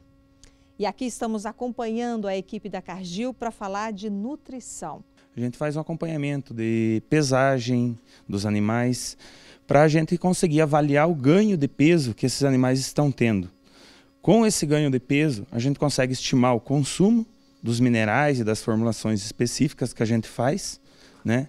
E conseguindo assim fazer um planejamento estratégico de suplementação desses animais. Na estratégia de trabalho da Fazenda, parceria. A Nutron, marca de nutrição animal da Cargill no Brasil, e a cooperativa Codepa, de Mangueirinha, no estado do Paraná. E a 2A surgiu aí nos últimos 8 meses, né, com a oportunidade de a gente mostrar um trabalho tanto da cooperativa como dos produtos Cargill, e deu certo, né? Parceria de resultado, como pode ver os animais aí crescendo bonito, dando resultado. Na fala do criador, a resposta dos resultados. É claro que tínhamos um certo desempenho, mas depois dessa aliança aí que a gente fez com a Nutron Cargill, nossos resultados foram bem mais satisfatórios, né? Um incremento com certeza aí de 40% pelo menos no nosso volume de criação, aproveitamento dos nossos pastos, né? E tudo mais, inclusive nas nossas vendas, né? Que um animal mais bem desempenhado com certeza se vende mais fácil.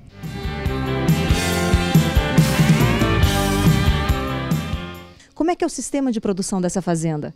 O sistema de produção aqui dessa fazenda é basicamente em sistema de integração lavoura-pecuária, onde no verão os animais ficam comprimidos numa área menor, em pastagem perene, né? E no inverno eles são direcionados para as áreas onde tem lavoura hoje, né? Milho e soja, e aí eles entram em pastagens de aveia a azevém.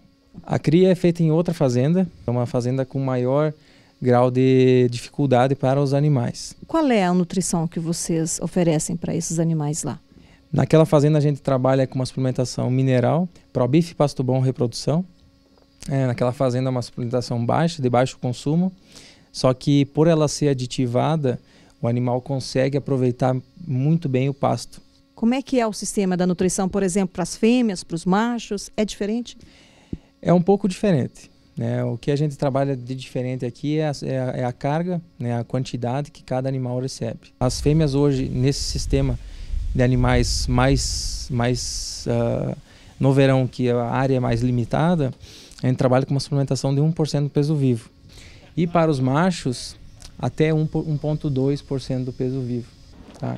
Isso para manter o ganho de peso, mesmo em uma pequena área.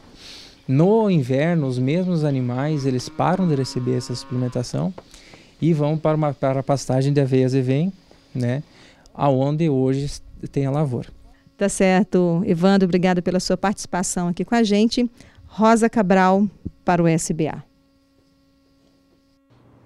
Só fazer uma pequena correção, a Fazenda 2A fica no Paraná e não no estado do Pará, como a gente havia anunciado anteriormente. Agora são 8h43 no horário de Brasília, nós vamos para um intervalo comercial, saindo com essas imagens que você está acompanhando, que elas são do leilão, mega leilão virtual gado de corte de hoje à noite, a partir das 8h30 no horário de Brasília. Nós teremos oferta de animais para cria, recria e engorda, com realização por conta da MS Leilões.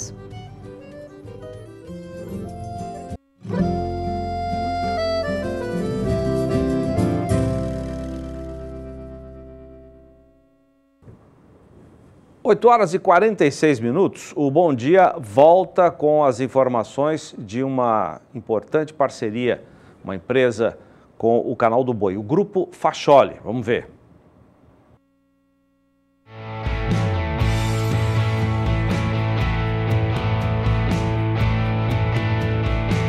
A atividade pecuária é uma tradição familiar na Fazenda Boa Esperança, que fica em Paranaíba, no Mato Grosso do Sul. Apesar dos desafios, os produtores seguem firmes na lida com o gado. A propriedade rural, na verdade, se tornou uma empresa rural. Então é o que a gente vem tentando buscar dia a dia, uma tecnologia para a fazenda poder acompanhar, para tirar o lucro da fazenda. A propriedade, que investe em tecnologia, abriu as porteiras para mostrar aos visitantes os resultados obtidos nas áreas em que as pastagens foram reformadas e os ganhos ao focar na nutrição dos animais. É uma fazenda que só mexe com recria e engorda, né? Exclusivamente a pasto. Não temos nenhuma forma de confinamento, nem semi-confinamento hoje. Suplementação de baixa e média oferta, né? Hoje a gente trabalha aí com os animais que chegam na propriedade, eles compram um bezerro de desmama e esses animais só entram numa suplementação de um consumo mais baixo, em pastejo rotacionado hoje de mombaça, né? Até perto dos 400 quilos esses animais ficam nesse sistema. E após isso a gente entra com suplementações de proteico energético no 0,3, 0,4 até um 0,6%, para fazer essa fase de acabamento, dependendo da hora, do momento e da forma da pastagem tá nesse momento aí, né? E isso aí, esses animais vão para um pastejo contínuo de marandu, e onde é feita essa terminação. O dia de campo foi realizado em parceria com a Facholi, empresa que há mais de 3 anos fornece produtos para a fazenda. Nós abrimos as porteiras da propriedade devido ao trabalho que a gente já tinha feito antes, que eu acho que o grupo da Potencial, a Facholi, ela foi parceira da gente. A gente já tem trabalhado com várias provas, com número de animais em prova de resultado, com diversos produtos da empresa e tem realmente obtido resultados excelentes, quanto com ganho e com consumo.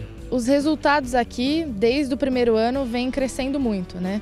A gente vem mudando estratégias nutricionais conforme a necessidade da fazenda e o período do ano, águas e secas. Na década de 70, o Grupo Facholi deu início aos trabalhos com a produção de sementes de braquiárias e pânicums.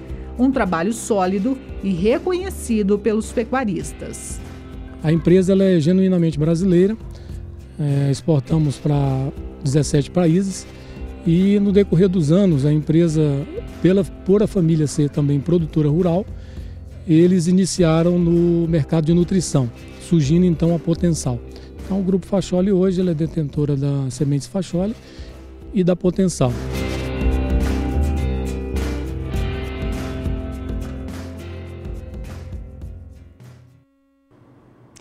E neste sábado, a Estância Calidá fará um dia de campo que será transmitido aqui pelas lentes do SBA, em especial o Canal do Boi.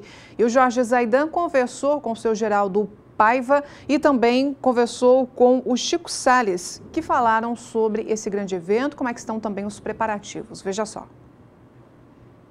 No sábado agora, dia 16, o Canal do Boi transmite às 10 da manhã, no horário de Brasília. Você é convidado nosso, direto da Fazenda Calidá, em Campo Grande, um dia de campo para mostrar um pouco mais desse composto, o Montana. Com muito prazer, nós recebemos aqui o Geraldo Paiva, que é o titular da Fazenda Calidá. Ele é conhecido nosso aqui também como grande selecionador da raça Nelore, de cavalo, cavalo do Rio Grande do Sul, crioulo, né?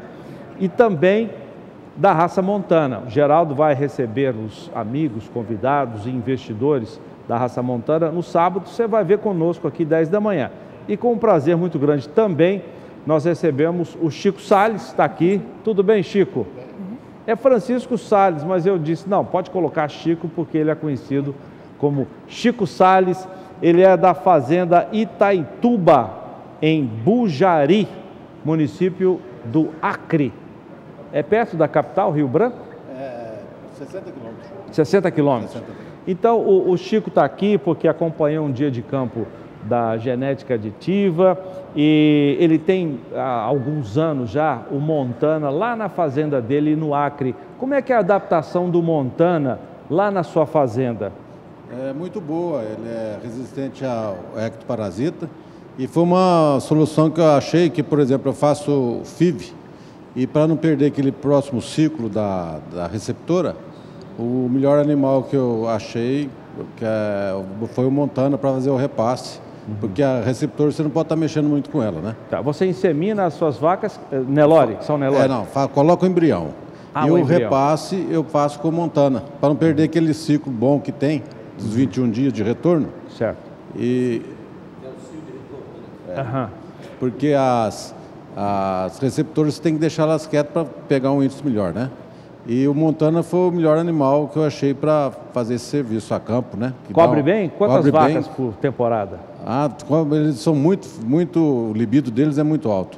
Inclusive, eu já estava comentando, não tem cerca segura, tem que deixar eles no canto da fazenda que não tem... É num dia como hoje, dia dos namorados, então?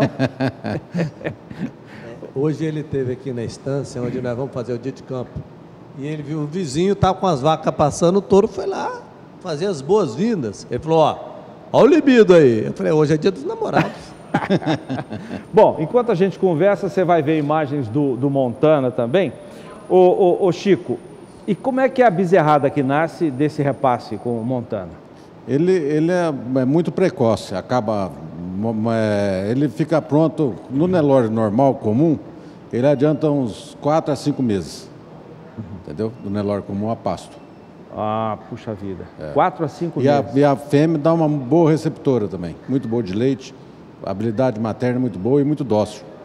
Eu vou até sugerir para os nossos amigos aí da direção e coordenação do programa, que o Daniel de Paula fez uma reportagem recente, nós até exibimos aqui no Pecuária BR de hoje, para a gente ilustrar essa conversa com as imagens, uma beleza de Montana. Tem lá a Gabriela Giacomini, que é a gerente do programa Montana. Um grande abraço para a Gabi, tão querida por todos nós.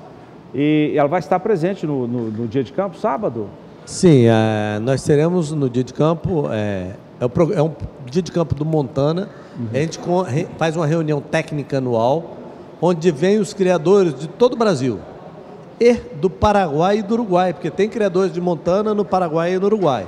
Então se reúnem todos para discutir os problemas, discutir os avanços e medidas que vão ser tomadas. O Montana, ele discute anualmente os seus problemas e seus objetivos e coloca em prática a correção de seus defeitos. Então, é uma raça muito vanguardista. Ela está preocupada com o acabamento, está preocupada com o rendimento frigorífico, Agora, nós estaremos apresentando nessa reunião anual trabalhos de observação de machinhos, a precocidade de machinhos. Na safra 2007, na safra 2006, nós identificamos 2 indivíduos produzindo sêmen aos 8 meses de idade. Puxa vida. Então, é um trabalho de percepção. A gente sempre desafiou as nossas fêmeas, novilhas, de 11 aos 14 meses para ter uma cria mais. Mas você desafia com um touro de 2 anos. Como que eu sei que esse touro de 2 anos é precoce? Nós resolvemos adiantar. Nós estamos fazendo com o touro de 1 ano. Aí eu tenho certeza, se ele produziu sêmen com 1 ano e a fêmea produziu, prenhou também há 1 ano, eu tenho certeza que a produção vai vir com precocidade sexual. Às vezes a fêmea tem essa característica, mas o macho não tem. Então nós estamos identificando, vamos trazer como vanguarda o trabalho do Lesquinha, que está fazendo, já fez no Nelore, mas nós estamos buscando identificar precocidade sexual nos machos. Nas fêmeas nós temos uma garantia com a Preex. O Dr. Argeu Silveira, que é hoje uma figura conhecida no meio pecuário em todo o país, hoje ele é diretor técnico da Associação Nacional dos Criadores e Pesquisadores, a ANCP. Eu ouvi dele, por isso é que eu disse que o índice de heterose proporcionado pelo Montana é uma coisa extraordinária. Ele falou, é o melhor índice de heterose na época, não sei se depois disso houve alguma novidade, mas na época ele disse, o melhor índice de heterose que eu conheço nas pesquisas é do Montana. Você sente isso lá, o Chico? Sinto. Lá no Acre?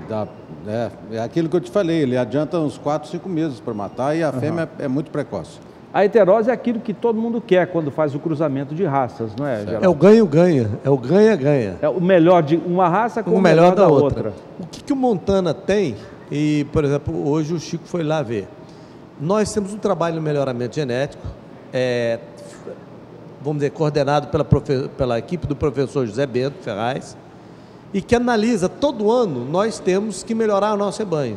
Então, nós estamos entregando a cada ano animais superiores, além da possibilidade do ganho de heterose. Então, ganha-ganha. Você ganha com melhoramento genético e ganha com heterose.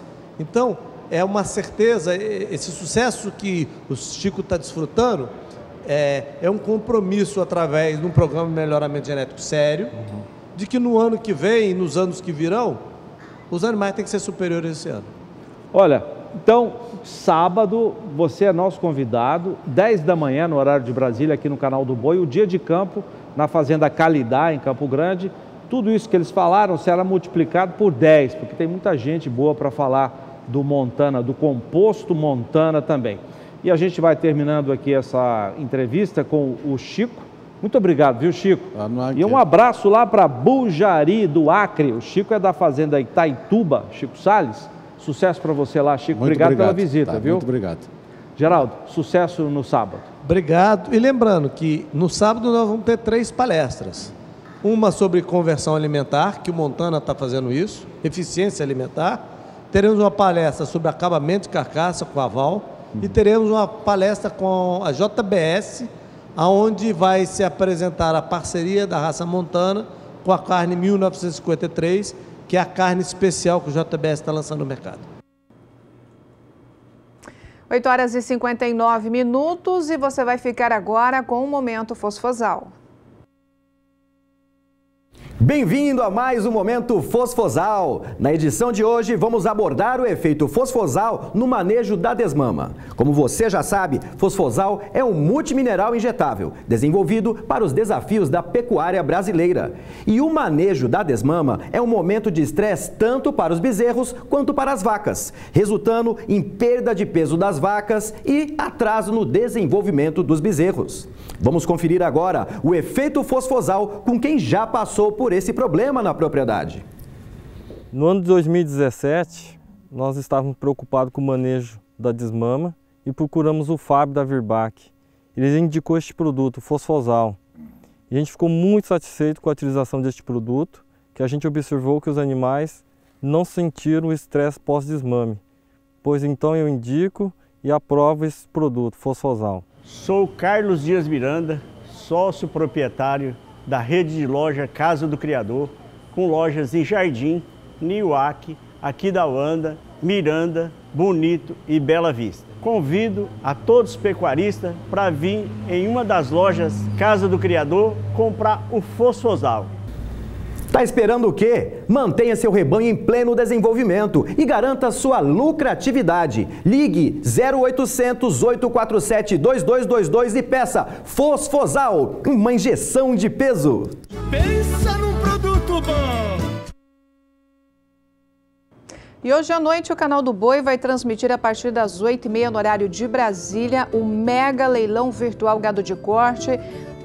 Em oferta nós teremos animais para cria, recria e engorda com realização da MS Leilões, conforme você confere através dessas imagens. Nós vamos para um rápido intervalo comercial, voltaremos em instantes. Até já!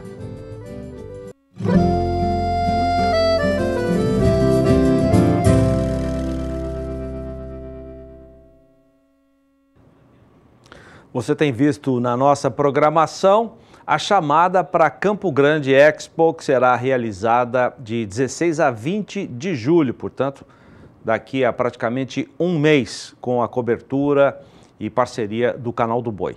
No dia 18, como parte da programação da feira, um dia especial sobre a mulher do agronegócio. O repórter Kleber Rabelo conversou com a organizadora da feira, Alessandra Piano, que fala sobre esse evento. Acontece de 16 a 20 de julho em Campo Grande a primeira edição da Campo Grande Expo. E no dia 18 de julho tem uma programação especial para as mulheres. E para falar sobre essa programação, eu vou conversar com a Alessandra Piano, que é a coordenadora geral da Campo Grande Expo. O que o pessoal, aliás, o que as mulheres podem esperar nesse dia 18 de julho? Nós preparamos com muito carinho um dia todo dedicado a ela, então nós começamos o dia com um painel formado por líderes, do nosso estado e algumas convidadas de outros estados também, com a presença da Tereza Vendramini, que é uma mulher que tem se posicionado com uma força, com um poder de liderança muito grande e motivado as mulheres no agro. E também vamos ter a presença da Maria da Penha, que é um incremento que a Secretaria Nacional da Mulher vai estar trazendo aqui para estar falando um pouco da história dela e nos motivar também às questões sociais. Tá certo. Qual o convite especial que você faz à telespectadora do SBA? Nós vamos ter não só a questão das palestras, mas também algumas oficinas. Algumas vão ser realizadas no campo. Nós vamos ter o treinamento Nada nas Mãos, que é manejo, com uma nova técnica, e outros cursos técnicos que vão ser ministrados pelo Senar. E eu acho que o mais importante é que é uma feira de negócios, é uma feira dedicada ao agronegócio. E eu gostaria de convidar os homens também, os meninos, para estarem conosco durante toda a programação, que vai ser de 16 a 20 de julho. Muito obrigado pelas informações. Conversei com a Alessandra Piano, coordenadora geral da Campo Grande Expo. Kleber Rabelo para o SBA. E veja agora a previsão do tempo para o Matopiba com Juliana Rezende.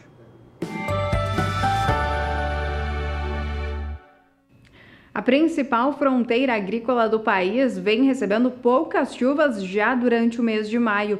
Então já estamos encaminhando aí durante o mês de junho com mais um mês de tempo firme e de seca também na região do Matopiba. As condições hídricas do solo seguem extremamente baixas. Os índices de umidade no solo ficam apenas em torno de 10% em grande parte da região. Para os próximos dias não tem grandes mudanças no tempo. A massa de ar mais seco que já vem atuando vai seguir predominando, garantindo o sol aparecendo ao longo de todo o dia em grande parte do estado do Tocantins, do oeste da Bahia, sul do Maranhão e também sul do Piauí. A partir do próximo período, entre os dias 20 e 24 de junho, a expectativa é mais um período de tempo firme. As chuvas na região nordeste ficam concentradas nas áreas litorâneas, então até chove no norte do Maranhão, no norte do Piauí e também na faixa leste do estado baiano. No decorrer do terceiro e último período, entre os dias 25 e 29 de junho, mais um período de tempo firme em grande parte do Matopiba e a expectativa ainda é de diminuição das condições hídricas do solo no Matopiba até pelo menos o final do mês de junho por conta da falta de chuvas. O Bom Dia fica por aqui, muito obrigado pela sua audiência. Voltaremos amanhã, sexta-feira, com uma programação muito especial, não é, Juliana? É verdade, a gente vai apresentar o programa todo da parte externa aqui do Centro de TV, mas você vai saber de tudo amanhã bem cedinho, nesse mesmo horário, a partir das 6 horas da manhã. E daqui a pouco eu volto também, dentro das nossas agendas de leilões, você já está convidado. E agora vamos ficar com Agromotor Brasil, nessa participação especial para você conferir todas as novidades desse meio também do agronegócio brasileiro. Tchau, tchau. Até amanhã.